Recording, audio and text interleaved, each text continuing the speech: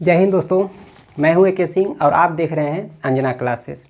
आज हम पढ़ेंगे मुख यानी पाचन ग्रंथि जो पढ़ा रहे थे, पाचन तंत्र डाइजेस्टिव सिस्टम, उसमें मुख गुहा में पाए जाने वाले आपको दांत के बारे में पढ़ा दिए हैं, जीभ के बारे में पढ़ा दिए हैं और तीसरा जो मुंह में पाया जाता है लार ग्रंथि। तो इस वाले वीडियो में हम लार ग्रंथि के बारे में समझेंगे। देखिए दोस्तों, लार ग्रंथि क्या होता है।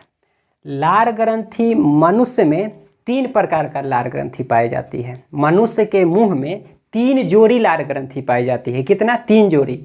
3 जोड़ी यानी एक जोड़ा में 2 तो 3 जोड़ा में 6, यानी मान के चलिए एक लार ग्रंथि इधर होगा तो एक इधर होगा, एक इधर होगा तो एक इधर होगा, टोटल 6 लार ग्रंथि पाई जाती है। तीनों प्रकार का लार ग्रंथि देखिए क्या नाम है। पहला को बोलते हैं पैरोटिड ग्लैंड, हिंदी इंग्लिश दोनों में सेम है सर।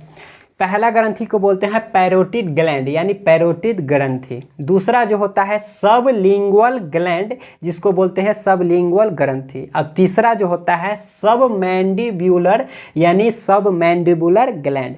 यानी मनुष्य में 3 जोड़ी क्या होती है? लार ग्रंथि होती है।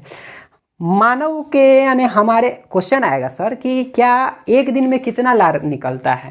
दोस्तों उम्मीद नहीं कीजिएगा, अगर आप इस बोतल को लेके नापिएगा तो एक दिन में एक मनुष्य से 1 से 1.5 लीटर या तो 1.25 लीटर हो सकता है, एक माने 1 और 1.5 लीटर के बीच में, यानी एक अथी भर जाएगा, इतना लार गिरता है एक आदमी के मुंह से। लार का जो पीएच वैल्यू होता है दोस्तों, ये 6.8 होता है और हम पहले भी आपको पीएच की हम गणना कर चुके हैं कि जिसका वैल्यू 7 से नीचे होता है वो अम्लीय होता है। तो ये तो लार के बारे में स्ट्रक्चर हम समझ लिए कि लार ग्रंथि कितना होता है? 6 होता है, यानी 3 जोड़ी। अब देखिए तीनों कहाँ कहाँ पाया जाता है। मनुष्य की जो सबसे बड़ी लार ग्रंथि है उसको बोलते हैं पैरोटिड ग्लैंड, यानी मनुष्य में जो सबसे बड़ी लार ग्रंथि पाई जाती है उसको बोलते हैं पैरोटिड ग्लैंड। ये सबसे बड़ी होता है और ये कान के पास यानी इस वाले भाग में यहाँ जो ग्रंथि पाई जाती है उसको बोलते हैं पैरोटिड ग्लैंड, यानी कि ये कान के पास होता है दोस्तों।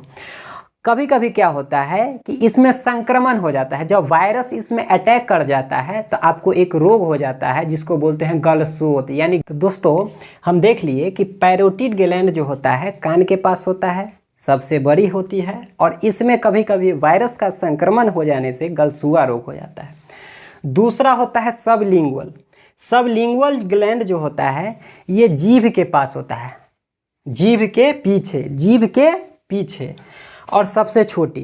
बस यही याद रखना है कि 3 जोड़ी लार ग्रंथि में सबसे बड़ी पैरोटिड और सबसे छोटी सबलिंगुअल, ये जीभ के पीछे होता है। और तीसरा होता है सबमैंडिबुलर, ये जबड़े के नीचे होता है। देखिए 3 में 3 पॉइंट ज़्यादा, जब कौन कहाँ होता है स्थान को गोली मारिए। बस ये याद रखिए कि पैरोटिड सबसे बड़ा होता है, इसमें संक्रमण होने से गलसुआ रोग होता है। सबसे छोटा सबलिंगुअल होता है और सबमैंडिबुलर जो होता है सबसे ज़्यादा लार अगर निकालने का काम करता है तो यही सबमैंडिबुलर ग्लैंड, यानी लगभग मान के चलिए अगर उसमें 70 से 75% कौन लार निकालता है? सबमैंडिबुलर।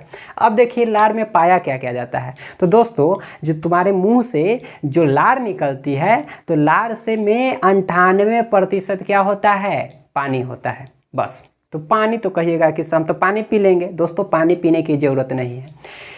लार में 98% जल होता ज़रूर है, लेकिन मेन जो उसका मुख्य काम, जो मुख्य चीज़, जो ये 2% वाला जो भाग है ना, यही मेन चीज़ है। जल का कुछ काम नहीं, जल का सिर्फ काम है घुलाना, लेकिन लार में जो 2% पाया जाता है वही मेन काम करता है पाचन की क्रिया में। तो देखिए क्या क्या पाया जाता है 2% में। एंजाइम पाया जाता है और पाचन की पहले परिभाषा हम बताए थे कि सरल अणु जटिल अणु का सरल अणु में टूटना पाचन कहलाता है एंजाइम की सहायता से। तो देखिए दोस्तों यही लार ग्रंथि में जो एंजाइम पाई जाती है यही सहायता करती है भोजन को पचाने में।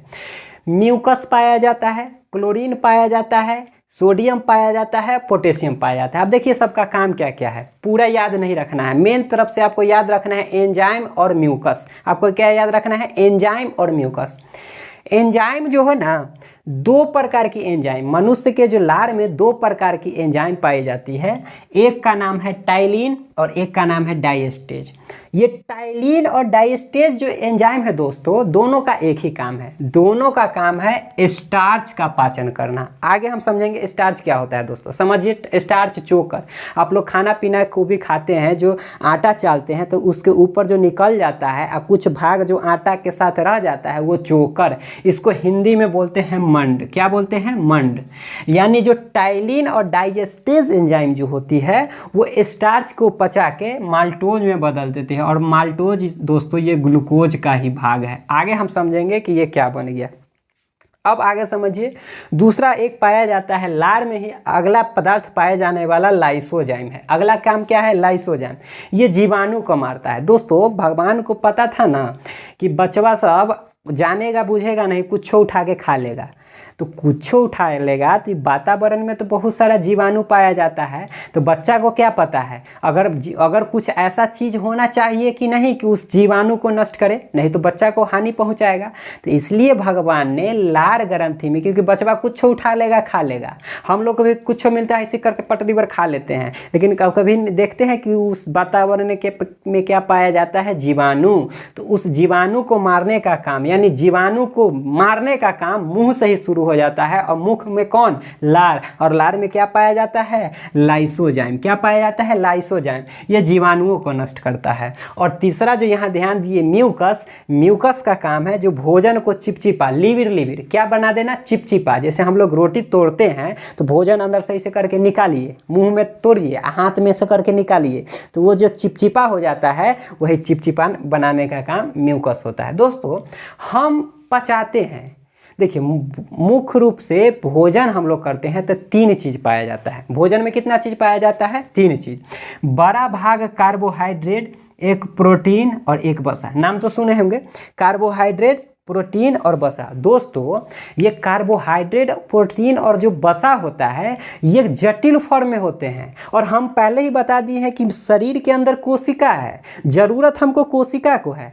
कोशिका कहता है ना भाई कार्बोहाइड्रेट हमरा से नहीं पचेगा, प्रोटीन हमसे नहीं पचेगा, वसा नहीं पचेगा, तो इसको छोटा छोटा बना के दीजिएगा ना। शरीर के अंदर जो कोशिका है उसको छोटा बना के दीजिएगा ना, तो छोटा जो बनाने वाला काम होता है, यानी यही जब कार्बोहाइड्रेट पूरा तरह से पच जाता है, छोटा हो जाता है, ग्लूकोज में बदल जाता है।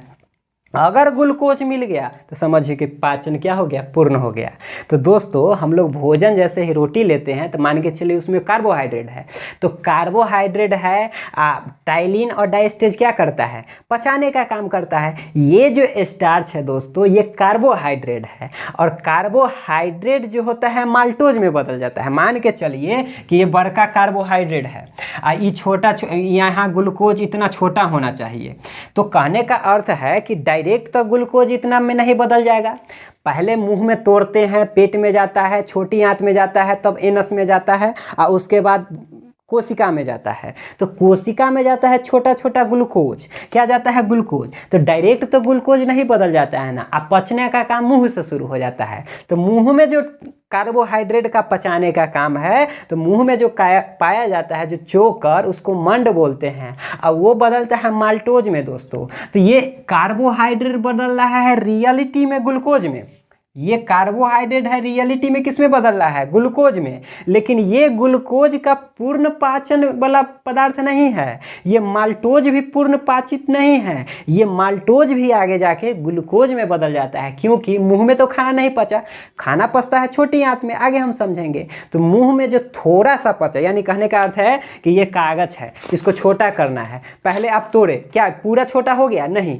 यानी छोटा, थोड़ा सा तो छोटा हुआ ना। तो ये जो स्टार्च था ये कार्बोहाइड्रेट था, और कार्बोहाइड्रेट को छोटा करना वही क्या हो गया? माल्टोज। रियलिटी में माल्टोज ग्लूकोज है, यानी जो टाइलिन और डाइस्टेज एंजाइम है वो स्टार्च को किस में बदलता है? माल्टोज में, यानी कार्बोहाइड्रेट को ग्लूकोज में बदलता है दोस्तों। वैसे ही प्रोटीन का पाचन अगर एमिनो अम्ल में बदल जाएगा तो समझेंगे प्रोटीन पच गया। फैट जो होता है वसा, वसीय अम्ल में अगर बदल गया तो समझेंगे पाचन हो गया। हम आगे समझेंगे, अभी हम स्टार्च को समझाने के लिए बताए थे। म्यूकस भी बता दिए। तो दोस्तों मुख गुहा में पाए जाने वाली जो भी चीज़ थी यानी दांत, जीभ और लार ग्रंथि, ये पाचन का एक आहार नाल समाप्त हो गया, जिसमें आप आहार नाल में दांत और जीभ यानी मुख के बारे में पढ़ लिए और उसका सहायक जो पाचन ग्रंथि थी वो लार के बारे में हम पूरा डिस्कस कर दिए।